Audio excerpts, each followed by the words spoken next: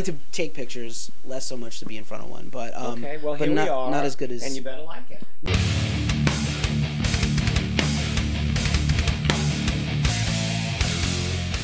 What's up, everybody? Keefe here from Ghost Cult Mag, ghostcultmagazine.com, and I'm here with the one and only Michael Alago. Michael, how are you? Oh, pretty good today. Why not? Awesome. We woke up.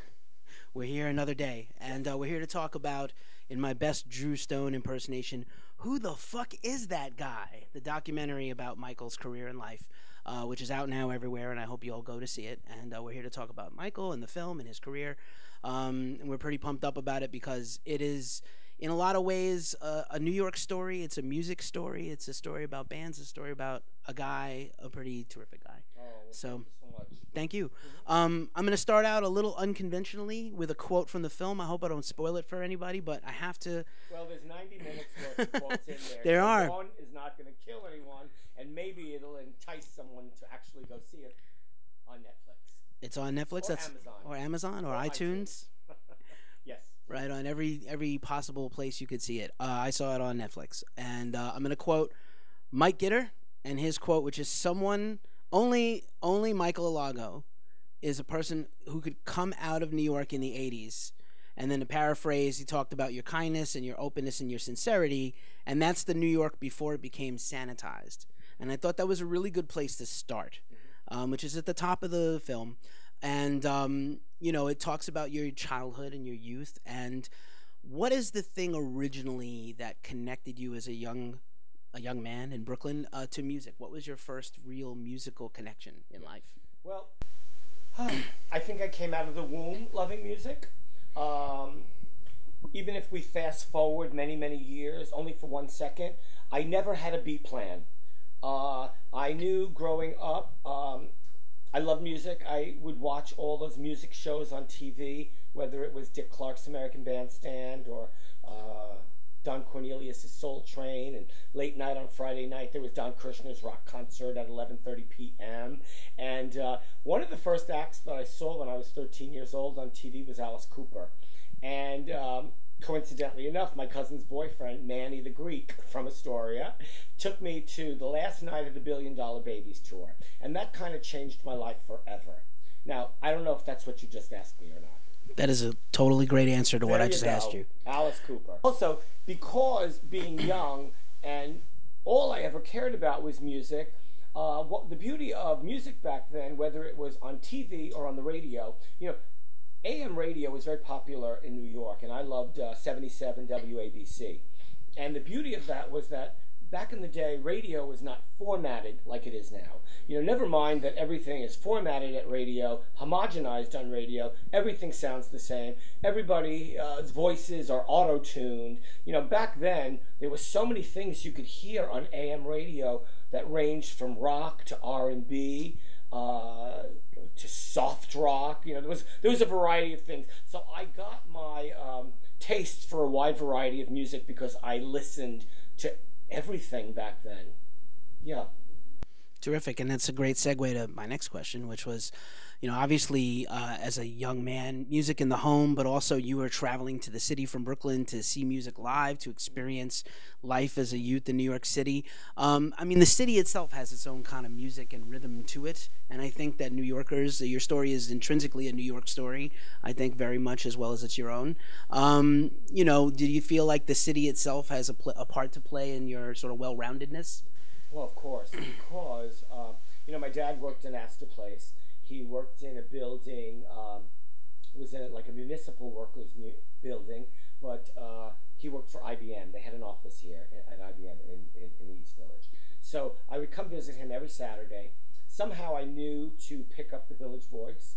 I think back then it must have been like, 50 cents or something, but you had to pay for it back then. It wasn't in the newsstands or anything like that. And I knew to look in the Village Voice because they always had reviews of things that were a bit avant-garde, left of center.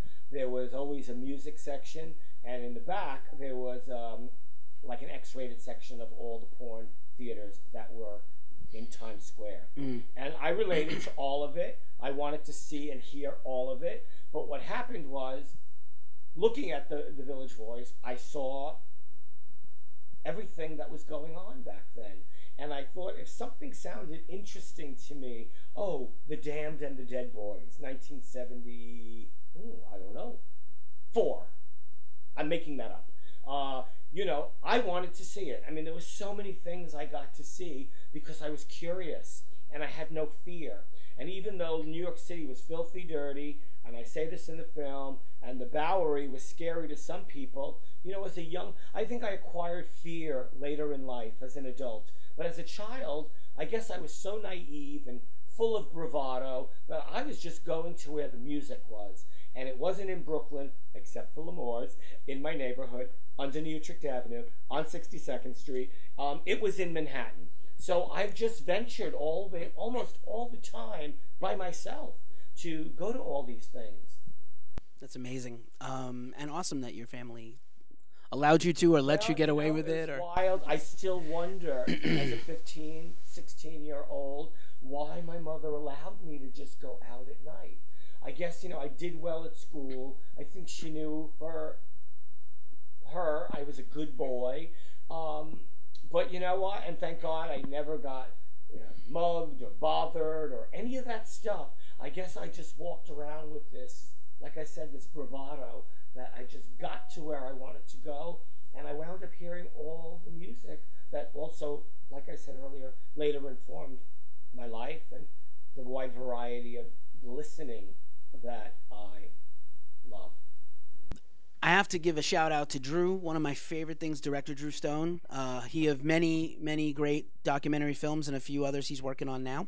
I have to say, early in the film, the first 20, 30 minutes of your early life, but especially that period of time, late 70s, early 80s in New York City, was an immense hotbed of talent, and not just music, but art and culture, and all over the city. And you go into great depth and detail talking about that. And we talked a lot about the Dead Boys and Dead Boy fandom and Dead Boy fanzine, which I think began kind of your love affair with photography and images, right? Not just being in there, but participating. Yeah, it's funny, I always had a camera, even when I was probably 14 or 15. My first camera was one of those yellow plastic Kodak 110s. And I used to stuff it in my right pocket and bring it to Max's Kansas City with me and CBGB. And then at one point I graduated to a Polaroid that I brought everywhere with me. And at some point I just bought a Minolta 35mm camera because I love pictures. I always wanted to remember where I was.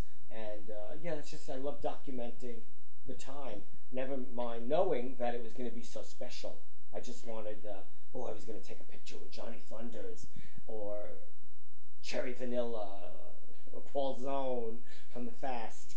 I just always wanted to document everything. Is that what you're asking? Yes, and that's great. The reason I asked is because I think it was such a innocent time, not that innocent, but an innocent time in sort of the New York City was going through kind of a renaissance with art and music, and you were fortunate enough to show up at the right time in the right place with the right sense and taste to appreciate all these things, not just punk and hardcore punk as it was happening, but new wave and the early heavy metal and new wave of British heavy metal and American metal, and then later on we'll get into thrash and things like that, and New York hardcore. But it's really interesting to see that kind of cross cut. And this is the thing I wanted to say, that I think Drew did a great job at this cross section, not just this view that's just, hey, Michael's view of New York, but also look at New York at this time.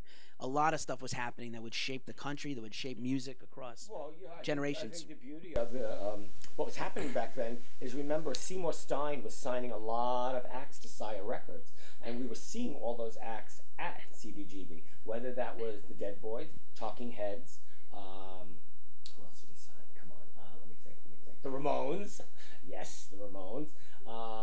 He didn't sign Blondie. They were signed to Private Stock Records. But all these young bands, who were also young people, were played all different types of music, and they all showed up at CBGB. Or if you were schlepping on the train back to Brooklyn from wherever you came from, you would go to L'Amour, and in 1982 even, you could see Metallica there. You could see Wendy O. Williams there, one of my favorite artists of all time. So there was New York was flourishing with all types of music, and there were tons of clubs to go to. So, you know, early you could be at one place, late you could be at another place. You know, places would close at 4 a.m. You can go to after hours places, and, you know, that's when all hell broke loose. Awesome. And then to sort of skip ahead a little bit, because we don't want to recount every single Sure. you know moment of the film, but I do want to say just kind of highlights about your life and the story in the film Sure. of your story, which is, you know, you went from kind of a scene guy to a zine and B scene guy to booking the Ritz, which is now Webster Hall. We talked a lot about that. Your first job in music, which was, you know, a wonderful segment. And then from there, you know, you said you didn't have a plan B, right? So you wound up in the music business as an A&R executive. I don't think a lot of people still to this day understand what that role is. You know, I mean, I didn't wind up there. Like I said, I never had a plan B. It was always about music. I had no idea what that meant as a young person. So the story shows up in the documentary, but I'll just tell you a little bit of the story. Was that I knew there was a club opening up on East 11th Street. It was the Ritz, and I just wound up going in there and getting a job. And I think the creative director there, Jerry Brandt, liked that I was young and knew about all kinds of music, and he hired me. I was there about 3 years, and I knew I wanted to do something else, and I got an interview at Elektra Records, and I had almost that same dialogue with the chairman, Bob Krasnow, as I did with Jerry Brandt at the Ritz, and it was all about music. But with Bob, we took it a step further, because in Bob's office, he was a real art maven, and so on his walls were Keith Haring's and Robert Longo's and Andy Warhol's, and I just thought, oh, this is the place for me. So we didn't even start talking about music before I got my job at Elektra. We were talking about art, and then it segued into music, and then I had to wait a couple of weeks for them to call me back, and I was excited that I got an A&R job. A&R stands for Artist and Repertoire. I had no idea what the job entailed, but I got the job. I learned quickly. Bob put me under his wing, and I learned soon that A&R was about signing artists and developing artists and making sure they had songs that perhaps had universal appeal so that they would be selling records. And, you know, for me, it was about making sure they had the songs, finding a producer, putting a budget together, and everything that it takes to get it out into the marketplace. It's amazing. And Elektra, of course, your time at Elektra is well known for your association with Metallica. You signed Metallica to the label, and obviously you did a lot more there and beyond that. But obviously in the very early days, you know, Metallica transitioned from a real underground band to you know, what would become the biggest band in the world today. We had no idea back in the early 80s that that was going to happen, but you obviously saw something in them. You saw quality in them, and the leap musically from Kill 'Em All to Ride the Lightning is gargantuan. You know, for anybody, casual fan or a real fan knows it's light years ahead, and ahead of anything at the time, actually. So what did you see in them originally that made you want to sign them? How did you pitch them to those you had to convince? Well, you know, I only remember as of late, because of Phil Cavano from Monster Magnet, that in 1982, I called him and said, I heard about this band called Metallica, and we're going to L'Amour's to see them. Well, I mean, I lost my mind at L'Amour's. You know, I always thought, and I say this all the time because it's true, I always thought that James was an extraordinary frontman, even as a young man of probably 21 years old. They also were people on stage who were fearless, and in that fearlessness, if fearlessness is a word, I think it is, they just went out there and kicked ass. And in that kick-ass approach, what you got out of that was something that I think Malcolm Dome from Kerrang coined, the term thrash. For me, thrash was their combination of classic rock, old school rock, British rock, and speed. You know, you mix that in a kind of a blender of sorts, and you got this thing called Metallica, which nobody else was doing anything of the sort at the time. Maybe there were a few bands. There was an underground metal scene that was kind of brewing. I talk about this all the time, that, you know, people were going to these shows in the early days, and it had nothing to do with being commercial. It had nothing to do with the radio. It had to do with everybody being friends and loving each other's bands or wanting to trade cassettes and flyers. there are some great flyers out there from back in the day. Right, we're discussing artists and repertoire as a role, and again, I still feel like it's misunderstood. But you did basically cultivate and grow bands for labels. You know, and this is not to be arrogant or egotistical, but the A&R department at a record company is the most important. If you didn't have the A&R department, there would be no records. I mean, that's just a fact. So if you're any good at your job, yes, you do cultivate young people and hope that they reach a place where, because the record company needs them to, and the artist also wants to have an audience out there. And, you know, some people don't get that audience that they've always wanted. So sometimes it's about timing. And that's not to sound egotistical or arrogant. You know, if you didn't have an A&R department, there would be no records. And then the trick of it all is you better be a good A&R person. Or maybe not even a good A&R person. You better be a great A&R person. Because, you know, in my 24 years of listening to demo tapes, I heard a lot of good stuff. But good ain't great. You know, good ain't great. And you really want that artist, whether it's a band or a solo performer, that has that magic and knows how to tell a story and that you hope is going to get out to the masses. And there's a beauty in developing artists that you hope are going to go somewhere. You know, when I signed Metallica in summer of 1984, I just knew, I really did, that they were going to take over. And here we are in 2017, 35 years later, and the guys are going strong as ever. They still play stadiums, and it's a blessing. And it just goes to show, when you are that great and you give the people what they want without compromise on your end, it can be forever. Right on. I mean, there's Metallica and there's everybody else, and I think that's there's never going to be a next Metallica, because I think they're the only ones who are able to do what they did. But, you know, things are cyclical, and I think that overall sound will always be there, meaning, like, there's always going to be versions of Metallica and Slayer and Creator, one of my favorite bands, and, you know, well, you know what? Right now, I just went to see twice. I went to see Venom Inc., and I think their new album, Ave, for me, could be album of the year. And also, there's a band from the East Coast that I'm crazy about called Black Anvil. And they made the last two records, the third and fourth record. I think the third is called Hail Death, and the fourth one, the new one, is called As Was. I mean, those records kill me. And they're versions of what was going on back then, but these guys are taking it to another level. So, you know, there's always good music out there if you search for it. Awesome. And just kind of randomly, before I continue on about your story, how do you consume music today? Do you use Spotify? Do you listen to CDs? How do I consume music these days? Well, I go out a lot still, so I try to hear new bands whenever I can hear them. I buy music publications still, and more than, I guess, buy music publications these days, I go to blog sites like Ghost Cult, you know, and other places, and that, you know, informs my listening of people who are up and coming, new, or have first albums out. So it's a little different than back in the day, but, you know, if you've been in music your whole life, you find ways and know ways, and you know, I know many, many people that always say, do you want to hear my CD? And most of them are good, but not great. But I guess that answers your question. That's how I find out about music these days. Sure thing. Do you ever face the conflict where a friend of yours or someone you have a closer connection to gives you music and it's not good and you don't know what to tell them? I tell them what it is.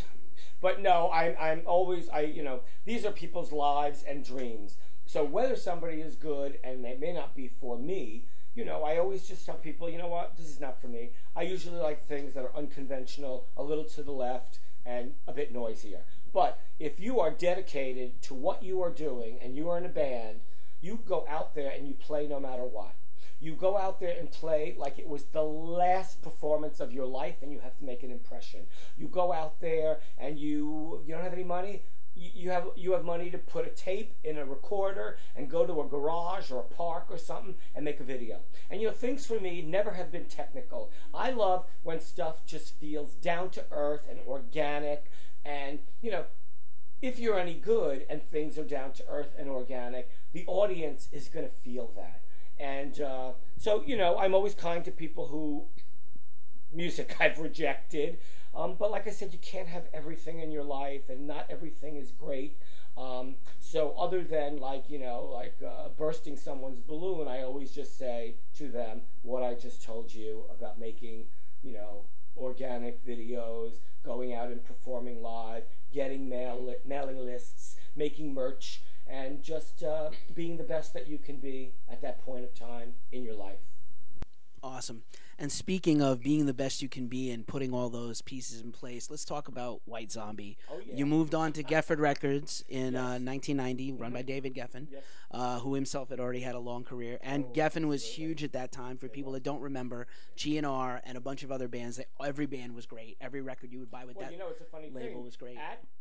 In 1990, and I talk about this in the film, but it's not giving away anything, we have everyone on Geffen, from Cher, who had a huge record then, to Sonic Youth, Beck, Guns N' Roses, White Snake, and we had Kane Roberts, Alice Cooper's guitar player, who I made a solo record with called Saints and Sinners. It's kind of a classic. People can't find it, but when they try to find it, it's almost become like this cult record. But yes, I wound up signing White Zombie to Geffen, and in around 1990, 1991.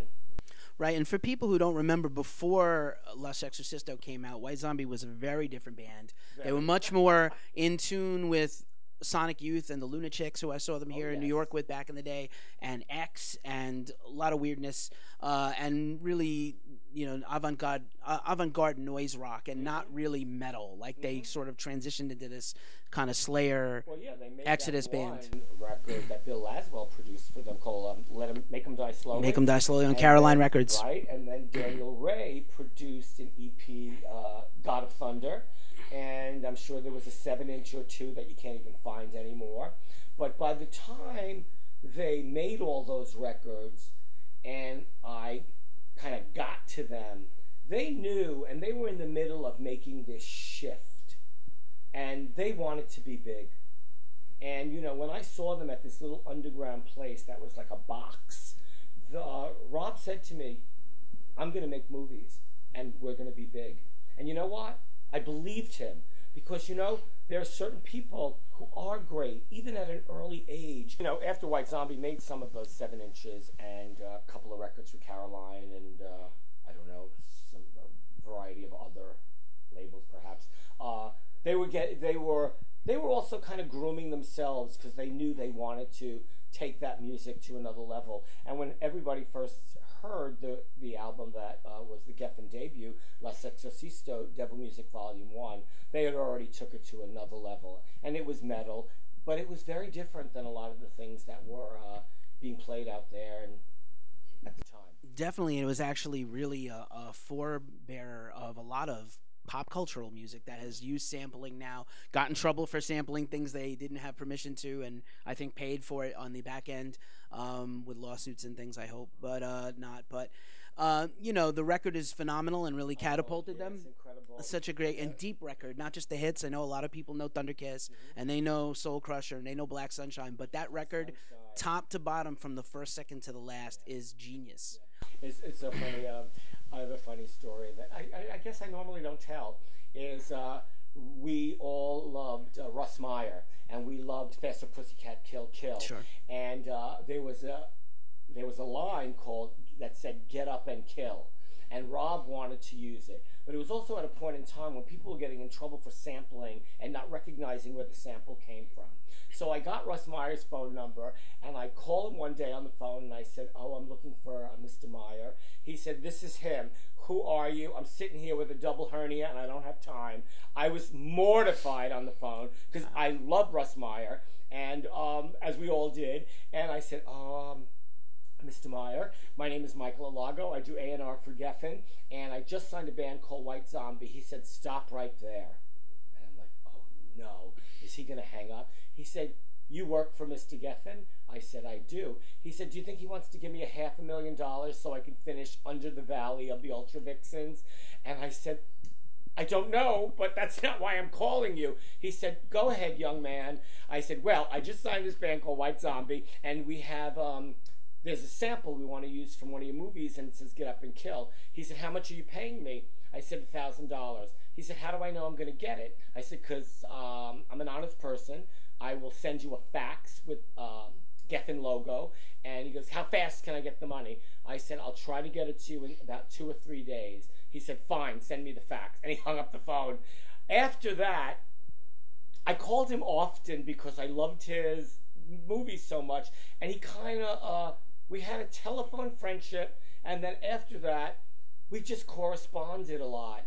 And he would send me these pictures of like Kitten Natividad and all these gals who were in his movie, and I would just send him fan postcards about how much I loved all his movies, from like Lorna to Faster Pussycat and just tons. And at one point he sent me everything on VHS of all his movies, and I talked to him up until almost when he died.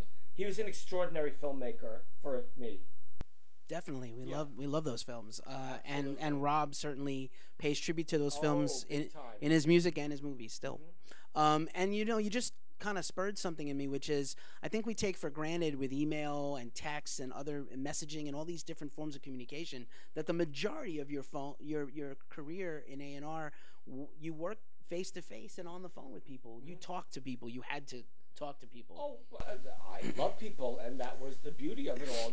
To answer your question about, you talk to people on the phone. There was no internet really as we know it. There was no cell phones or any of that crazy nonsense, which I call necessary evils. Back then I had an assistant. Her name was Toni Quirk, and she is a brilliant human being. But we would cut out stuff from all the rock publications that had independent artists being featured in all those publications, and we'd call people up and say, hi, this is Michael Alago from Geffen. I just read about your independent record in the Dallas Observer, and can you please send me your record? And it was fun because you got to talk to so many young people, and they got to talk to me, and they were excited about that, and it was just really kind of wonderful, and definitely a different world than today, where if you don't have something in 60 seconds, you got a bad attitude about it. You know what I mean? Then you had to wait for somebody to mail something to you, and blah blah blah. Nice. I was gonna say I love the image in my mind of millions of pages of curly paper fax going through a slow machine while seconds of your life ended. Seconds of your life passed away at that moment. I definitely wanted to segue. Obviously, look, your connection to hardcore and thrash metal and rock is well known. And we didn't even talk about Flotsam and Jetsam and Metal Church, two of my favorite bands ever. Yes. But I would lose that. I couldn't lose this opportunity to talk to you about Nina Simone. Oh boy! Because I grew up. My parents were jazz heads, and we heard a lot of Nina as kids. But the album that my mom tended to gravitate to was Nina Sings the Blues, which is I think late '60s, and I was a youngin' at the time. So I wanted to ask you. You worked with her. You helped create her last and final album, which I think is 25 years ago next year. Yeah, so I wanted to ask about working with her. Phenomenal artist, phenomenal talent, and obviously came with some interesting, side stories working with Nina. She's a character. So I wanted to ask you about that experience. Yeah. Oh, Nina Simone. My Aunt Jenny would listen to Nina Simone records, and I was captivated by that voice because it was almost a bit androgynous for me. I don't know if I knew what that word was, androgynous, but in retrospect, it was just, it was beautiful and it was haunting. And I just remembered those records. So fast forward, I am perhaps just starting my A&R job at Elektra. It's 1983. I see that she's coming to do 4 shows at Irving Plaza. And I thought, wow, now's the time. Because all those years, I had bought my own vinyl of Nina Simone, and I just thought she was the greatest artist ever. This is a person who could take a Bob Dylan song, a George Harrison song, a Jacques Brel song, and twist it and turn it and make it her own. Almost as if you would think, or one would think, did she write these songs? That's how incredible her interpretations were. And, you know, Bob Dylan says the same thing. He felt it was an honor that Nina Simone would even do his songs, coming from Bob Dylan. Come on, man. Anyway, so I see her. I go to maybe 3 or 4, maybe I went to all 4 shows, and it blew my mind. And but backtrack to that afternoon, and I may go on a little too long. You might have to edit all this. Anyway, I called her brother Sam Wayman, and I said, I'm Michael Alago. I do A&R for Elektra, and I love your sister. And I said, could you put seats aside for me for all 4 shows? He called me that afternoon and said, we're doing sound check. Do you want to come down? Oh, boy. Now I'm shaking in my boots. And I said, yes, I'm coming down. So I'm standing in the back of Irving Plaza. She's doing sound check at the piano, and she could see a figure in the dark. And she's like, who the fuck's back there? This ain't no freak show. Come on, let's go. What do you want? And I'm mortified. And I go to the front of the stage, and I'm looking up, and she says, can I help you? I said, hi, I'm Michael Alago. I do A&R for Elektra. Well, she laughed in my face, and she said, boy, how old are you? I said, 26. She said, you do A&R for Elektra? I said, yes. She said, do you have money with you? I said, I have no money. She said, what are we talking about? I said, well, it doesn't work that way. Well, she knew, like, I'm going to get this kid. So at some point, she says, come up on the stage, sit next to me at the piano. I'm loving every waking moment of this. And she said, would you like some tea? I said, sure. She doesn't tell me that it's laced with so much cayenne pepper that I almost died. She laughed at that too.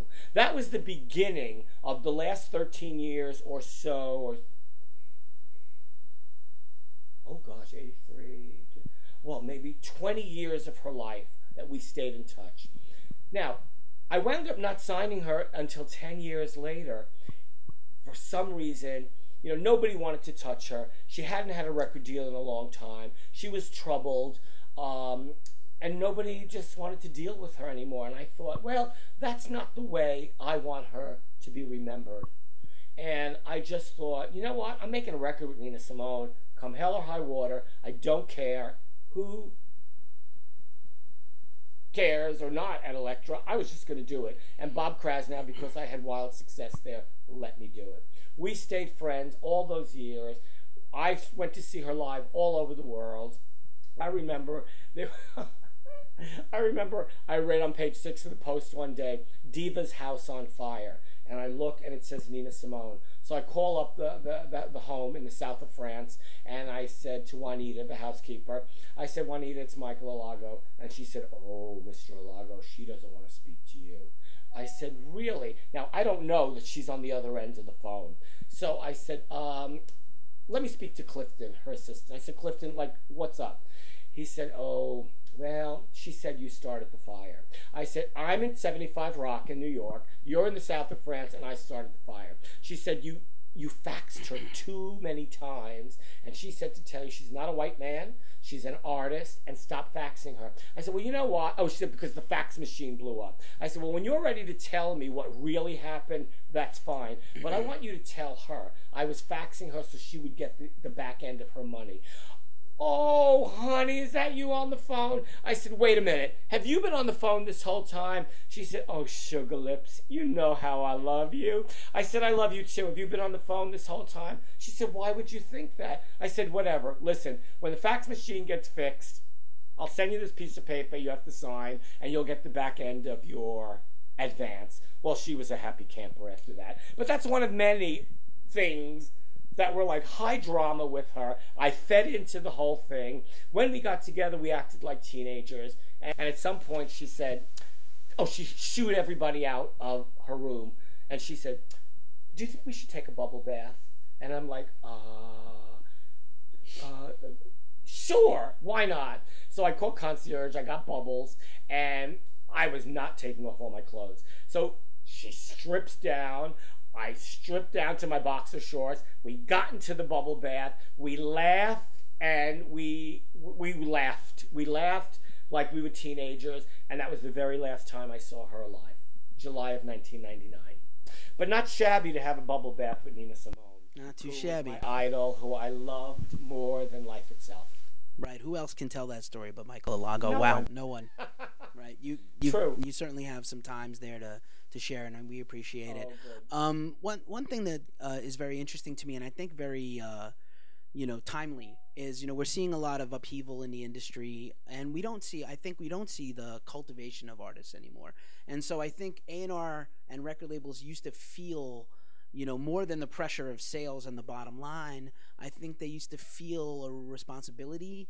I feel as an outsider that they felt a responsibility to cultivate artists and shepherd them. And you certainly shepherded Nina, right, through some rough and great times. I mean, she was already an established artist, Nina Simone, but she was just an artist who nobody wanted to make records with anymore. And for me, I thought she was just at a level that was so high that someone like her should not go out on her music career without having at least another record out.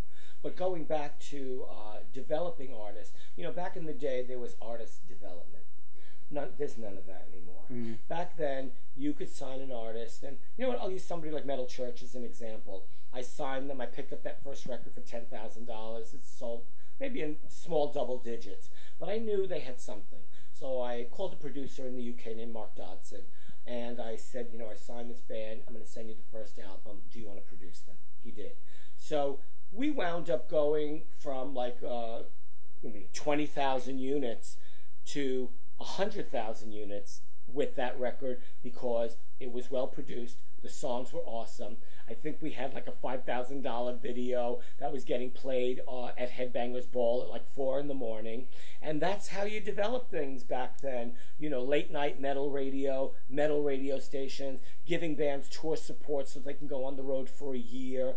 And I don't think people do that anymore. Like I said, everyone wants instant success. And if they don't get instant success, the artist gets dropped. Which is, I'm so glad in a way that I don't actively work in the business anymore. I pick project to project of things that I want to work on. But like I said, back in the day, people were developing artists, all types of artists, all the time. And there's a certain beauty to that because artists grow at their own pace, and nobody asks for things immediately. So, very different world in the music business right now than before, and I'm almost kind of glad that I'm not there anymore. I did my 24 years and it was wonderful. Sure. And I wonder where it's heading. I think you see more and more creator-owned and artist-run things, and I think, as was told to me recently, that the record industry is kind of transformed into a services industry as opposed to a product-driven industry, which is very interesting in this modern age of technology. But I wanted to sidestep as we wind down a little bit here. One of the things about the film that's really telling is that it's not just a bunch of your friends and peers and people you've impacted telling wonderful stories about you, because that's all fine and good, but also it's warts and all. So there's definitely some, we addressed some dark times, some troubled times you had in your life, and you're very frank about things you did and said, and things that happened to you. And of course, the world will never let you forget. So it's good that you are comfortable sharing these things and that Drew was able to show these things pretty unabashedly. So I wanted to ask you, sort of reflecting back on it, clearly you couldn't know now what you knew then, but obviously you survived a lot of stuff. What's your perspective on coming through, times of, addiction and illness and near death? Several times you cheated the Reaper. So I wanted to ask you about your feelings about that now. Well, I'll backtrack just a little in regards to Drew wanting to make the film. I kind of felt like if he was going to make a film about my life, I had to just tell the whole truth. It couldn't just be about music, because my life was so much more than that. Although that was the, would you say, milieu that I lived in. So, as a young man, I drank a lot. I have an addictive personality. I drank everything under the sun. At some point, I started doing cocaine. That graduated to crack cocaine. I was a mess for a very, very long time. I don't know how I did my job. I never got fired from a job that I remember. I was in many a blackout. And but the beauty of that part of it all is, at one point in my life 10 years ago, I was sick and tired of myself. And I knew that I couldn't go forward. And I couldn't go forward with the drink and the drugs because I was just destroying my body. But also, in the early 90s, I found out that I was HIV positive. And at some point, when I found out, I think in 1990, I was still healthy. I acquired it. But by 1995, I had full-blown AIDS, and I was laying on my sofa, and I was dying. And I lied there for about 9 months. I had an incredible doctor who gave me medicine that was not FDA approved. There was one thing that was FDA approved, and I just listened to her because, what choice did I have? People would come and visit and cry, and I would cry, and I don't know, I weighed like 70 or 80 pounds, and but 9 months later, I took all those meds, and I was beginning to feel better. I was skinny, and but it didn't matter. I was up and about, and I went back to work at Electra. I did still drink and drug. I have no idea what I was thinking, but fast forward, it's funny that we're talking. Yesterday was my 58th birthday. Next Saturday, October 21st, I'll have 10 years clean and sober. I don't drink or drug anymore because it was just ruining my whole life, and I wanted a new life. I wanted a new life where I was going to wake up every day and be clear, be accountable, show up for you, show up for myself. My mom just passed in February, and I was there until the very end for her.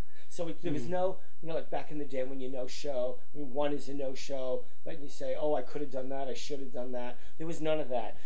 My life now is about helping people and showing up. And when you show up, you become responsible. And when you become responsible, people know they can count on you. So right now, because I take my HIV medicine, there's no trace of the virus in my body right now. It's down to 0. Now, if that's not a blessing, and if that's not something I should be grateful for, let's drop the mic. I still don't know what that means, drop the mic. I know physically, but I just was like, sorry. What does that mean? In any event, so going back to the film, I just wanted to tell the whole truth and nothing but the truth. And what has happened is, since Netflix is global and it's being seen all over the world, I think that the first week of September when it came out, I must have got over 800 emails that ranged from, dude, I'm so glad you signed Metallica because that helped me to listen to new music and stuff that came after them, to, there was a kid in Colombia who wrote to me and he said, Michael, I'm so glad you're open because I'm 21, I'm positive, I'm gay, and if I ever told my father, he would kill me. Well, that just struck a chord with me because I then wrote him back a really loving letter that was filled with hope and faith, and to just continue being his own person, and that someday, maybe soon, because he was 21, he might even move out of his own home, his parents' home, and he could be whatever he wanted to be. And when you tell stories like that, and you try to help people, No, stop both of you. That's all you can do is help people. And when you help people, it's just a good feeling. You help them, they help other people. And there's so much bullshit going on in the world these days, and we know what's going on, in politics and stuff. And we're not here to talk about that because I don't know how to talk about politics. I see it on the news, I listen, and I shut down the TV. I want to throw the remote at the TV, but I don't.